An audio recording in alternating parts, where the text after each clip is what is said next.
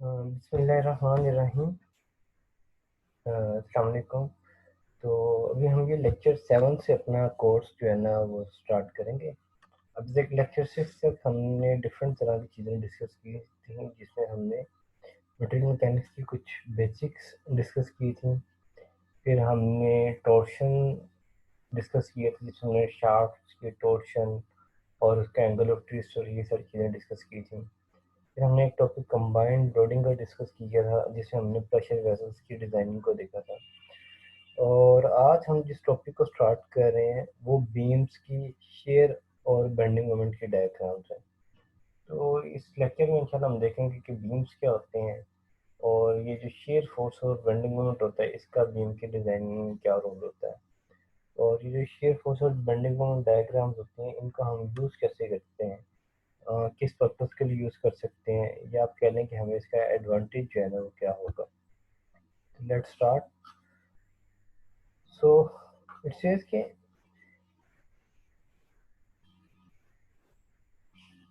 तो ये भी बीम्स की बात कर रहे हैं। तो ये कहता है कि members that are cylinder and support loading that are applied perpendicular to their longitudinal axis are called beam. तो बीम की बेसिक डेफिनेशन यही है कि बीम पे जो लगने वाले लोड होते हैं वो उसके लॉन्गिट्यूडिनल एक्सिस के परपेंडिकुलर होते हैं। ठीक है। और इसका मतलब है कि लेट्स से मेरे पास एक हॉरिजॉन्टल बीम है। ये बीम कोई भी चीज़ हो सकती है, ये कोई ह्यूमन बोन भी हो सकती है, ये कोई मैकेनिकल कंपोनेंट भी हो सकता है, या हमारा कोई सिविल का स्ट्रक्चरल कंपोनेंट भी हो सकता है। और ये इसका जो है वो लॉन्गिट्यूडिनल एक्सिस होगा। ठीक है। तो अगर इस लॉन्गिट्यूडिनल एक्सिस के परपेंडिकुलर लोड लग रहा है, ठीक है, इस तरह ये 90 डिग्री बनता है हमारे पास, तो इस तरह के स्ट्रक्चरल मेंबर को हम कहेंगे कि वो हमारे पास जो है वो बीम है। तो बीम्स के बारे में सेकंड बात कहता है कि in general beams are long straight bars having a constant cross section area. तो बीम्स नॉर्मली जो होती हैं वो स्ट्रेट बार्स होती हैं और इनका क्रॉस सेक्शन कांस्टेंट होता है। ये राउंड भी हो सकता है, ये स्क्वायर भी हो सकता है, रेक्टेंगुलर भी हो सकता है, आई शेप भी हो सकता है, और हॉलो सेक्शन भी हो सकता है। It depending upon our application, we can choose different type of cross sections for the beams. और बीम की क्लासिफिकेशंस जो है ना वो भी हम कई तरीक़ों से कर सकते हैं, और उसमें से एक इम्पोर्टेंट क्लासिफिकेशन होती है जो हम बीम के सपोर्ट की बेसिस पे करते हैं। सो ये बीम्स वैसे तो काफ़ी ज़्यादा टाइप्स हैं इसके, लेकिन 3 बेसिक टाइप्स होती हैं। एक को हम बोलते हैं सिंपली सपोर्टेड बीम, एक को हम बोलते हैं कैंटिलीवर बीम, और एक को हम बोलते हैं ओवरहैंगिंग बीम।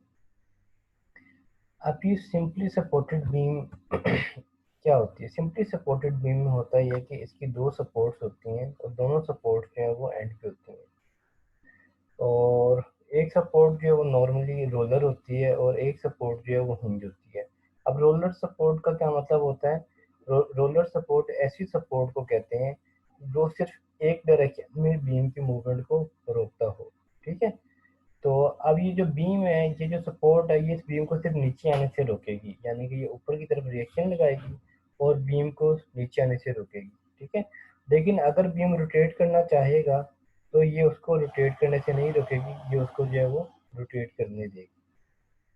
तो इस सपोर्ट को हम बोलते हैं रोलर सपोर्ट। अच्छा, दूसरी हमारे पास होती है हिंज सपोर्ट। ये जो लेफ्ट साइड मेरे पास है हिंज सपोर्ट। अगर आप हिंज सपोर्ट को देखें तो ये इस बीम को वर्टिकल डायरेक्शन में मूवमेंट करने से रोकेगी, तो ये मेरे पास जो है एक रिएक्शन आ जाएगा।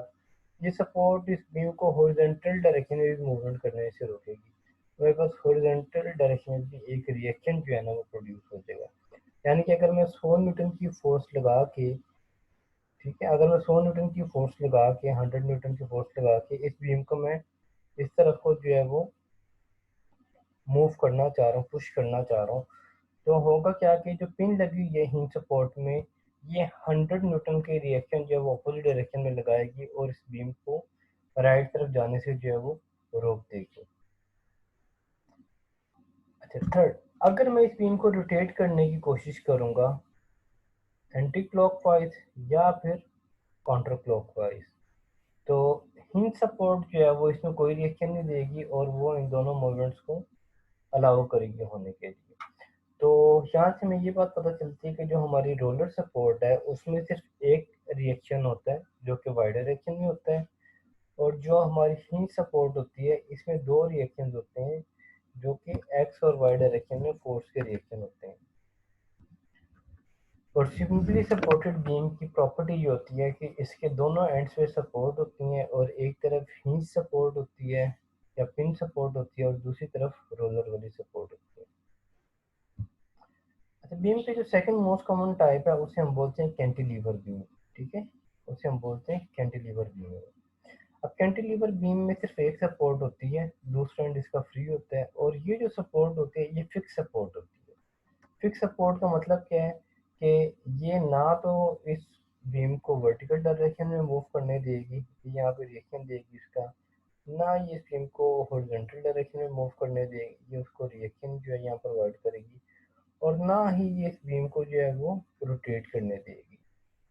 ठीक है, ये इसी तरह से है जैसे आपने कोई बोल्ट जो है वो सीमेंट के साथ दीवार में फिक्स कर दिया हो, या बिल्कुल इसी तरीके से है जैसे कोई बोल्ट आपने वेल्डिंग के जरिए किसी चीज़ के ऊपर फिक्स कर दिया हो, वेल्ड कर दिया हो। तो उस तरह के केस में जो है वो तीन रिएक्शन सपोर्ट पे प्रोड्यूस होते हैं। अब ये जो सपोर्ट है इस सपोर्ट को हम बोलते हैं फिक्स सपोर्ट, और ऐसा बीम जिसके एक एंड पे फिक्स सपोर्ट हो और दूसरा एंड फ्री हो उस बीम को हम बोलते हैं कि वो हमारे पास कैंटिलीवर बीम। थर्ड जो बीम की मेन टाइप है उसे हम बोलते हैं over hanging beam. Over hanging beam की प्रॉपर्टी ये होती है कि उसकी जो दो सपोर्ट, उसकी जो बीम होता है वो सपोर्ट से बाहर भी एक्सटेंड कर रहा होता है। ठीक है, तो आप देखें कि सिंपली सपोर्टेड बीम में और ओवर हैंगिंग बीम में फ़र्क सिर्फ ये नज़र आ रहा है कि ओवर हैंगिंग बीम में जो सपोर्ट है वो एक सपोर्ट जो है वो एंड पे होने की बजाय वो कहीं बीम के इन बिटवीन है, और बीम की थोड़ी लेंथ जो है वो ओवर हैंग हुई हुई है, यानी कि वो सपोर्ट से बाहर को निकली हुई है। तो ये जो तीन है ये बीम्स की जो है वो मेन टाइप्स हैं। ठीक है, तो आगे हम देखेंगे जब इन डिटेल पढ़ेंगे कि इनको कैसे जो है ना इनको एड्रेस करते हैं और कैसे इनको जो है वो रिजॉल्व करते हैं, सोल्यूशन कैसे निकालते हैं इस तरह की प्रॉब्लम्स का। अच्छा, नेक्स्ट ये क्या कहता है, नेक्स्ट कहता है कि कहते हैं कि beams are considered among the most important of all structural members. ये बीम जो है ये स्ट्रक्चरल मेंबर में बहुत इंपॉर्टेंट पार्ट होते हैं। ठीक है, वो भी हम देखते हैं कि बीम किस किस जगह पे यूज़ होते हैं।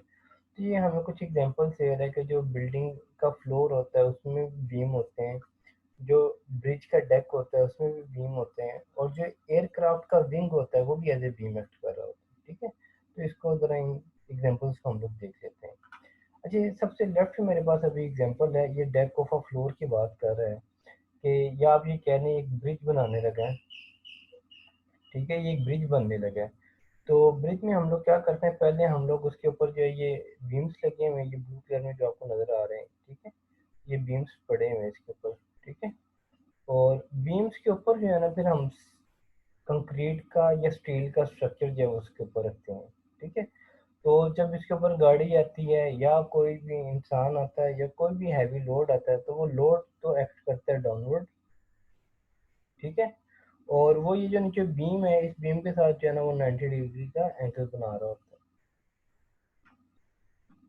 जो सेकंड एग्जांपल ये बात करते हैं फ्लोर्स में। अब ये जो बड़ी बड़ी बिल्डिंग के फ्लोर्स होते हैं उसमें आप देखेंगे ये जो चीज़ें हैं आपको नज़र आ रही हैं, ये बेसिकली जो है वो बीम है, और उस बीम के ऊपर हमने चाहिए लेंटल रखा हुआ है। ये लेंटल का सारा जो लोड है वो इन बीम्स ने सपोर्ट किया होता है। ठीक है, फिर आगे फर्दर हम जब कॉलम पढ़ेंगे तो देखेंगे कि इन बीम के नीचे हमने यहाँ पे ऐसे वर्टिकली कॉलम लगाए होते हैं इस बीम को जब वो सपोर्ट देने के लिए। इसी तरह ये हमारे पास एक डायग्राम है कि एयरप्लेन विंग की। अब ये एरोप्लेन का विंग है। ठीक है, अब एरोप्लेन का जो विंग है इसके ऊपर आप देखेंगे दो इंजन भी लगे हुए हैं और कुछ इस विंग का अपना वजन भी है। ठीक है, तो ये जो ऊपर आपको ये जो लोड शो हो रहा है ये इस विंग का अपना जो वेट है ये वो शो कर रहा है, और ये जो दो वेट लगे हुए हैं ये आपको शो कर रहा है कि ये इसके ऊपर इंजन लगे हुए हैं। अगर आप देखें तो इसमें इंजन और ये जो वेट लग रहा है ये आपस ये ये जो वेट लग रहा है जो विंग है यहाँ पे इसमें 90 डिग्री के एंगल बना रहे हैं, ठीक है।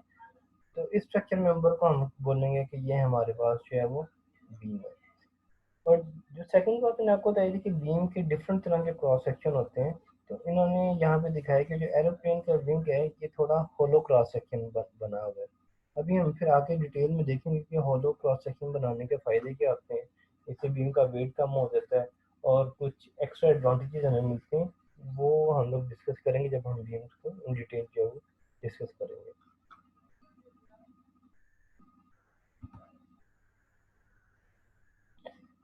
फर्दर मोर ये बताता है कि जो ऑटोमोबाइल के एक्सेल्स होते हैं या क्रेन का जो बूम होता है या इंसान में कुछ बोन्स ऐसी होती हैं जो ऐसे बीम काम कर रही होती हैं, जो लॉन्गिट्यूडनल एक्सिस पे लगने वाले परपेंडिकुलर वेट्स को कोप कर रही होती हैं।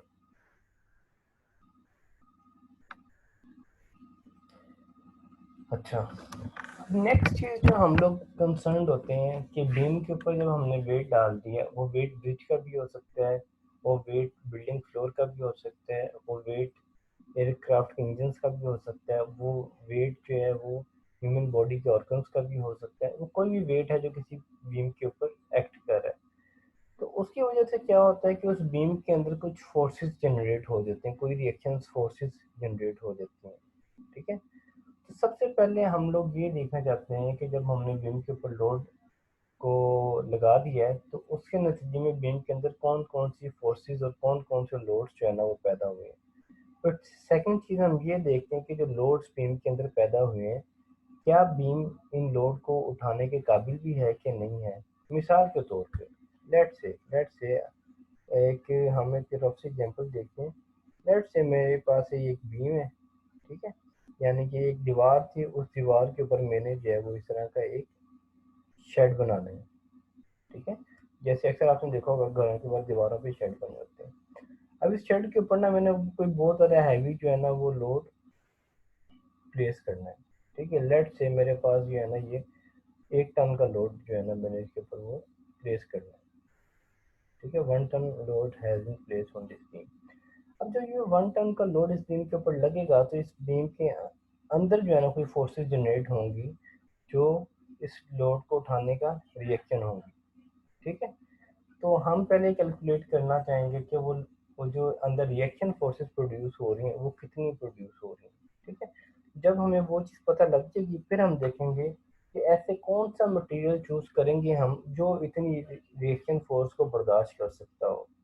क्या हम स्टील को यूज़ कर सकते हैं, क्या हम कंक्रीट को यूज़ कर सकते हैं, क्या हम किसी और मटेरियल को यूज़ कर सकते हैं। तो बीम के केस है जो हमारा सबसे पहले हम लोग चीज़ जानना चाहते हैं वो ये जानना चाहते हैं कि जब इस बीम के ऊपर लोड एक्ट करेगा तो इसके अंदर कितनी जो है ना वो फोर्सेस कौन कौन सी और कितनी मैग्नीट्यूड में जनरेट होंगी, ठीक है। तो इस चीज़ को हम बोल देते हैं कि ये इंटरनल लोडिंग इन बीम है, यानी कि बीम पर जब हम एक्सटर्नल लोड डालेंगे तो उसके अंदर इंटरनल लोडिंग कौन कौन सी प्रोड्यूस होगी, इंटरनल लोडिंग कौन कौन सी जनरेट होगी, उस चीज़ को हम देखते हैं। तो इंटरनल लोडिंग की ये बात करते हुए कहता है कि internal loadings can be determined by using the method of sections. हम क्या करते हैं, हमने बीम के जिस एरिया में भी लोडिंग निकालनी होती है, इंटरनल लोडिंग निकालनी होती है, हम उसको एक सेक्शन करके उसको स्टडी करते हैं, ठीक है। अब लेट्स से कि अगर हम ये पॉइंट बी की बात करें, हम इस पॉइंट बी पे देखना चाहते हैं कि इस पॉइंट बी के ऊपर कितनी जो है वो लोडिंग एक्ट कर रही है, ठीक है।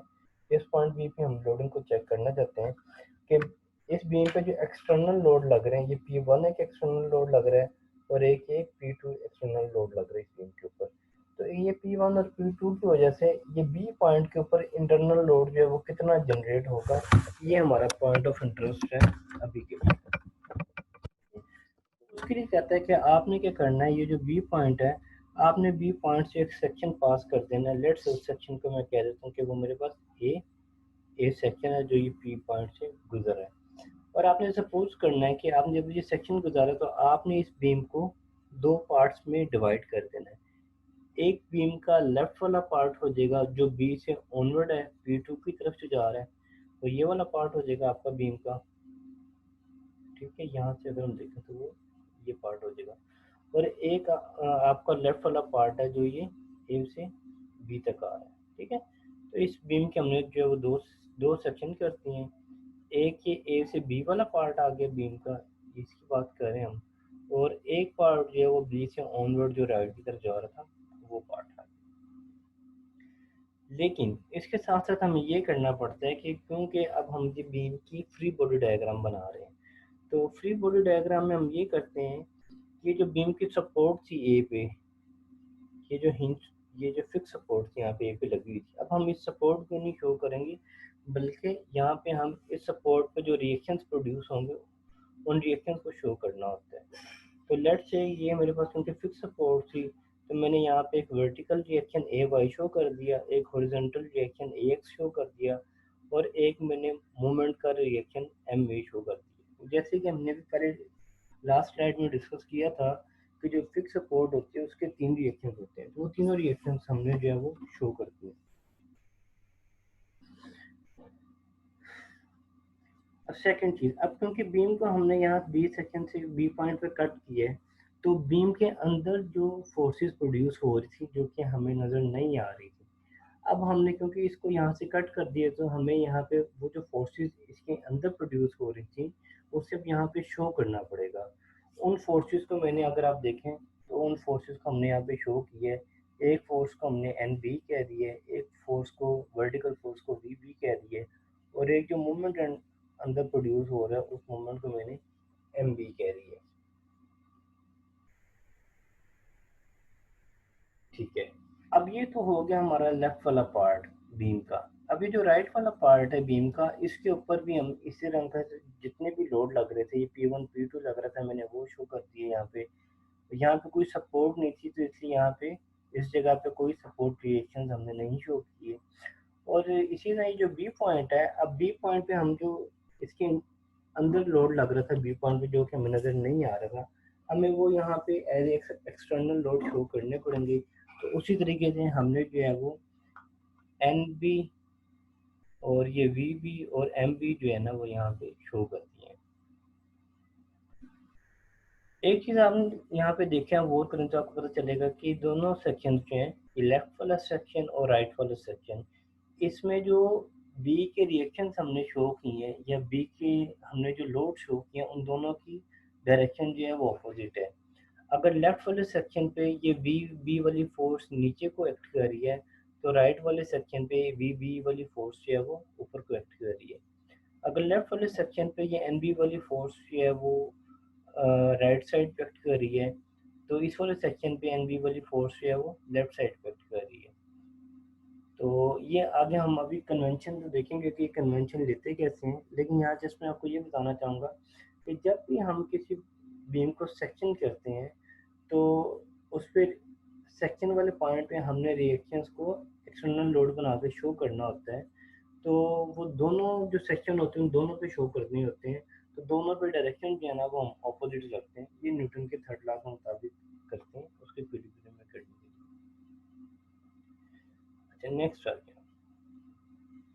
तो ये भी यहाँ पे ये बता रहे हैं कि वर्टिकल वाली फोर्स हम लगाते हैं जो कि इस सेक्शन के टेंजेंट में होती है, इस फोर्स को हम बोलते हैं कि ये हमारे पास shear फोर्स है। ये जो वी वाली फोर्स है, ये जो वी वाली फोर्स है, इस फोर्स को हम बोलते हैं कि ये हमारे पास जो है वो shear फोर्स है। ये shear फोर्स आ गई हमारे पास।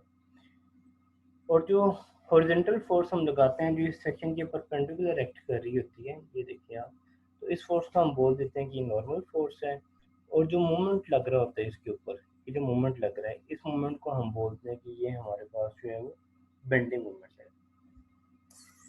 अब इशू ये है कि ये फोर्सेस जो हमने बी पॉइंट पे शो कर दी हैं कि इसमें ये एक वर्टिकल फोर्स भी होगी, हॉरिजॉन्टल फोर्स एन होगी, और एक इसमें मोमेंट वाला मोमेंट जो है वो लग रहा होगा, लेकिन हमें इसकी वैल्यूज जो है वो नहीं पता। तो इसकी वैल्यूज फाइंड करने के लिए हमें क्या करना पड़ता है, इसके ऊपर इक्वेशन ऑफ इक्विलिब्रियम लगानी पड़ती है। तो ये जो हॉरिजॉन्टल रिएक्शन, ये जो एन वाली फोर्स है, अगर मुझे इसको फाइंड करना है, तो मुझे जो है वो करना पड़ेगा summation F of X is equal to zero, X direction में जितनी फोर्सेज हैं वो जीरो करनी पड़ेंगी। और जब मुझे शेयर फोर्स, ये वर्टिकल वाली फोर्स फाइंड करनी है, तो मुझे उसके लिए जो है ये F I equal to zero वाली इक्विलिब्रियम कंडीशन लगानी पड़ेगी। और जब मुझे ये मोमेंट फाइंड करना है तो मुझे जो है उसके लिए समेशन ऑफ बी पे जितने मोमेंट हैं उनको जीरो लेना पड़ेगा। फिर इन तीनों इक्वेशंस को सोल्व करके हम देखेंगे कि हम इस बी पॉइंट पे जो इंटरनल लोड से जो कि अभी हमने ऐसे शो कर दिए हैं रिएक्शंस की फॉर्म में फ्री बॉडी डायग्राम पे एक्सटर्नल लोड बना के शो कर दिए हैं, तो इसकी वैल्यूज हमारे पास जो आ जाएंगी। तो ये हमारा जो मेन कॉन्सेप्ट है बीम के वो तो क्लियर हो गया। अभी हमें दो चीज़ें देखनी है। एक तो ये जो बीम की हमने फोर्सेस लगानी है बीम पे सेक्शन को कट करके, उसकी डायरेक्शन कैसे डिसाइड करते हैं। और सेकंड चीज़ हमने कुछ शेयरिंग फोर्स और बेंडिंग मोमेंट डायग्राम की प्रॉपर्टीज हैं वो देख लेते हैं। तो ये एक बात ये कर रहा है कि जो जब भी किसी बीम पे लोड अप्लाई किया जाता है ना, तो बीम के अंदर जो ये इंटरनल शेयर फोर्स प्रोड्यूस होती है और जो बेंडिंग मोमेंट प्रोड्यूस होता है, ये इस बीम के हर पॉइंट पे जो है ना उसकी वैल्यू वेरी कर रही होती है। मिसाल के तौर पे ये मेरे पास एक बीम है, ठीक है। इस बीम के ऊपर मैंने यहाँ से जो है ना वो लोड लगा दिया है, ठीक है। तो इस जगह पे हो सकता है बेंडिंग ज़्यादा हो, इस जगह पे बेंडिंग कम हो, और इस जगह पे बेंडिंग जो है ना वो बिल्कुल ज़ीरो होगी। तो ये जो शेयर फोर्स और बेंडिंग मोमेंट होता है ना, ये बीम के हर पॉइंट के ऊपर जो है वो वेरी कर रहा होता है। ये सबसे पहले समझने की बात होती है। तो फिर हम करते क्या हैं कि जब भी हमें शेयरिंग फोर्स और बेंडिंग मोमेंट निकालना होता है, हम ये पूरे के पूरे बीम के लिए निकालते हैं। उसके बाद फिर हम देख लेते हैं कि उसकी मैक्सिमम वैल्यू कितनी है और किस पॉइंट पे है। मिसाल के तौर पे मुझे पता लगता है इस केस में कि मेरे पास इस जगह पे जो है ना, इस जगह पे ये मेरे पास जो शेयरिंग फोर्स है उसकी वैल्यू लेट से वो 10 न्यूटन है, ठीक है। और इस जगह पे भी शेयरिंग फोर्स की कोई वैल्यू आ जाएगी मेरे पास, और इस जगह पे भी शेयरिंग फोर्स की कोई वैल्यू आ जाएगी। इन तीनों में से हम लोग देख लेंगे कि हमारे पास मैक्सिमम वैल्यू कौन सी है। फिर उस वैल्यू को कंसीडर रखते करते हुए, उस वैल्यू को जहन में रखते हुए हम लोग जो है ना इस बीम को डिज़ाइन करेंगे। मटेरियल वगैरह हम उस वक्त जो है वो चूज़ करेंगे।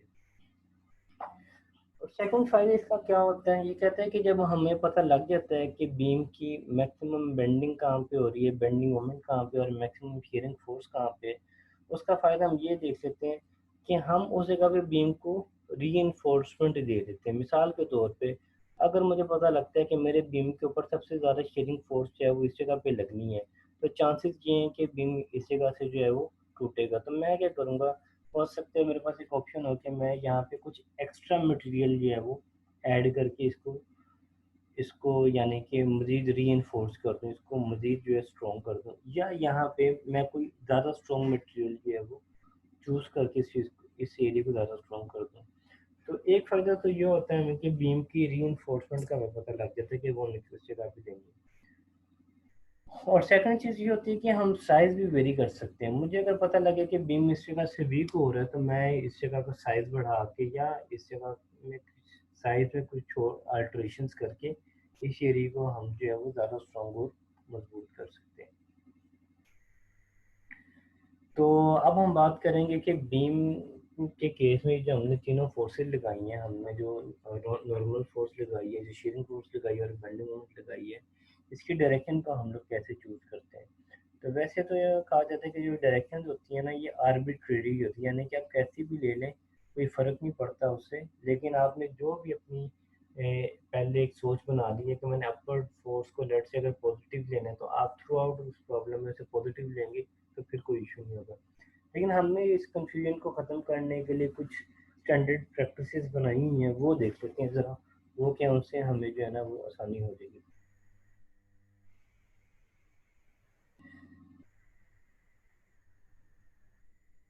ये पहले हम बात कर लेते हैं फोर्सेस की। अच्छा, साइन कन्वेंशन ये होती है। साइन कन्वेंशन ये होती है जो तो डिस्ट्रीब्यूटेड लोड होगा, वो भी हम देखेंगे। जो डिस्ट्रीब्यूटेड लोड होगा अगर वो अपवर्ड एक्ट कर रहा होगा तो उसे हम पॉजिटिव लेंगे, अगर वो डाउनवर्ड एक्ट कर रहा होगा तो उसे जो है हम नेगेटिव लेंगे। उसी तरह शेयरिंग फोर्स हम वो वाली पॉजिटिव लेंगे जो क्लॉकवाइज रोटेशन प्रोड्यूस कर रही होगी। तो अभी हम ये डायग्राम देखते हैं, ये देखें। अभी इस केस में अगर आप देखें तो हमारे पास जो है ये डिस्ट्रीब्यूटेड लोड ऊपर को एक्ट कर रहा है, तो इसे जो है हम लेंगे पॉजिटिव, और जब भी हमने शो करना होगा कहीं पे पॉजिटिव तो हम इस डायरेक्शन में शो करेंगे। ठीक है, मोमेंट ये शेयरिंग फोर्स को अगर आप देखें तो शेयरिंग फोर्स हमेशा पॉजिटिव वो होगी उसकी सेंस जो क्लॉकवाइज रोटेशन प्रोड्यूस कर रही होगी। तो अब अगर लेफ्ट वाले सेक्शन की बात करें, ये जो लेफ्ट वाला सेक्शन है मेरे, इसकी बात करें हम, तो इसमें ये जो शेयरिंग फोर्स है वो डाउनवर्ड पॉजिटिव होगी, क्योंकि ये इसको इस डायरेक्शन में क्लॉकवाइज रोटेशन दे रही है। और अगर हम ये राइट वाला पोर्शन देखें तो इस पोर्शन में शेयरिंग फोर्स की डायरेक्शन अपवर्ड पॉजिटिव होगी, क्योंकि ये इस डायरेक्शन में इसको जो है वो क्लॉकवाइज रोटेशन दे रही है। इसी तरह बेंडिंग मोमेंट की हमने पॉजिटिव सेंस वो लेनी है जो इसके टॉप फाइबर्स में कंप्रेशन कर रही होगी, और ये इसके टॉप फाइबर्स को इस तरह से आप कह दें कि उसमें कंप्रेशन प्रोड्यूस करी होगी, और उसमें एक बेंड आ रहा होगा, आप कह लें जैसे इसके अंदर हम पानी को जो है वो होल्ड कर सकते हैं।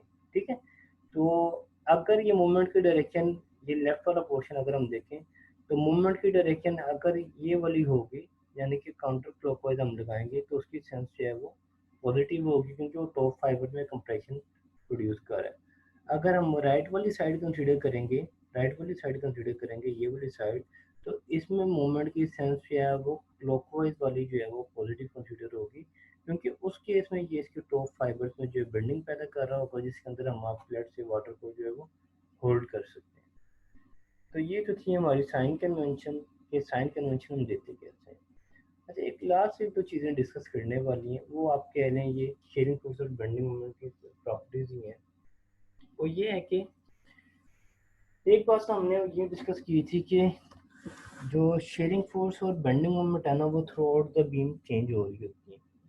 और सेकंड बात अब ये याद कर लें कि जिस जगह पे भी उस बीम के ऊपर कोई लोड चेंज होता है, या लोड कोई नया अप्लाई होता है, या कोई कंसंट्रेटेड लोड होता है, वहाँ पे हमारे पास जो है ना वो डिसकंटिन्यूटी आ जाती है। ठीक है, तो मिसाल के तौर पे ये मैं आपके पास जो है वो हम ये बीम ड्रा कर लेते हैं। ठीक है, ये लेट से मैंने एक कैंटिलीवर बीम ड्रा की है, और बीम पे मैंने जो है ना वो ऐसे दो फोर्सेस लगा दी।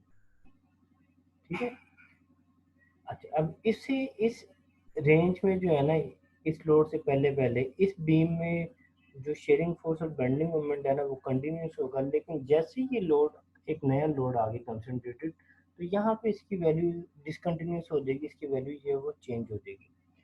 फिर वो इस पूरे रेंज में तो वो कंटिन्यूस रहेगी, लेकिन जैसे ये नेक्स्ट लोड आया मेरे पास, ये वाला लोड है, इस पॉइंट भी फिर जो है वो वैल्यू डिसकंटिन्यूस हो जाएगी।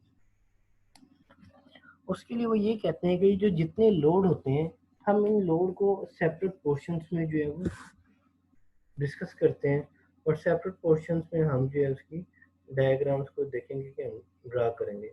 तो लेट से जब मैंने इस पोर्शन को देखना होगा, तो इस पोर्शन को मैं कह दूंगा कि वो मेरे पास जो है वो x1 है। ठीक है, सॉरी ये x1 आ गया। जब मैं नेक्स्ट पोर्शन को देखूंगा तो मैं कह दूंगा कि ये मेरे पास जो है वो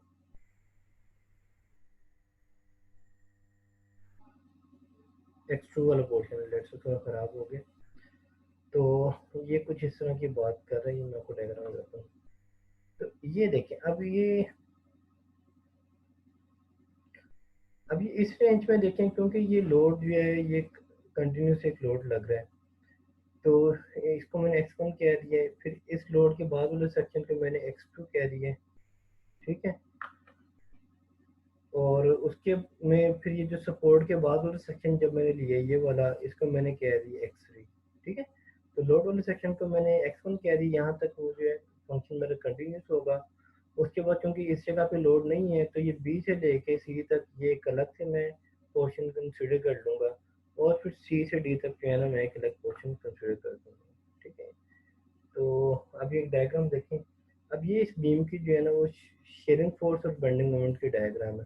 तो अब देखें, क्योंकि ये जो ए वाला सेक्शन है, ये वाला जो मेरा x1 वाला सेक्शन है, यहाँ पे क्योंकि लोड एक जैसा लग रहा था, तो इसकी ये आप देखें, ये बिल्कुल इसकी कंटिन्यूस से मेरे पास जो है ना वो डायग्राम बनी है।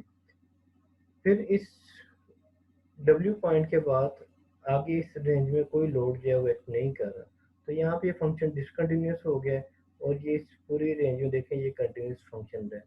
फिर उसके बाद जैसे ही बी पॉइंट पे पी लोड लगा है तो वहाँ पे फिर ये फंक्शन जो डिसकंटिन्यूस हो गया और आगे बी से आगे फिर फाइनल तक एंड तक जो है ना वो फिर एक कंटिन्यूस फंक्शन है। तो उसी तरह आप देखें बेंडिंग मोमेंट को भी देखें तो ये आपके पास पहले एक जो है फंक्शन, फिर यहाँ फंक्शन ब्रेक हो के ये एक नया फंक्शन आया है और फिर ये बी से आगे अल तक जो है ना वो एक नया फंक्शन जो है वो आ गया। तो यहाँ तक हमारा बीम की जो है अल्हम्दुलिल्लाह जो बेसिक कॉन्सेप्ट्स हैं वो तो पूरे हो गए हैं। तो अभी हम इसके न्यूमेरिकल्स और कुछ एग्जांपल सॉल्व करेंगे और देखेंगे कि बीम की प्रॉब्लम्स जो है वो कैसे हम लोग जो है वो सॉल्व करते हैं। तो इंशाल्लाह आपसे नेक्स्ट लेक्चर में मुलाकात होती है। Thank you.